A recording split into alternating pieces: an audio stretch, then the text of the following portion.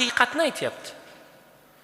Uni qabul qilish esa fazilat, insonning fazilati. Bu tavozudan.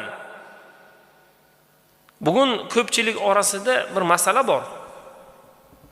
Bir gapni kim aytdi? Falonchi aytdi. Ha, u bundan oldin falon edi-ku o'zi. Bu mana bunday yaxshi inson bo'libdi desa, bundan oldin biz bilan birga restoranlarda yurardi-ku. Bugun u falon bo'libdi desak, kechasi uni qanaqa edi degan gaplar eshitamiz. Falon hojilarni ko'ryapmiz. Falon ro'mol o'raganlarni ko'ryapmiz. Falon namozxonlarni ko'ryapmiz.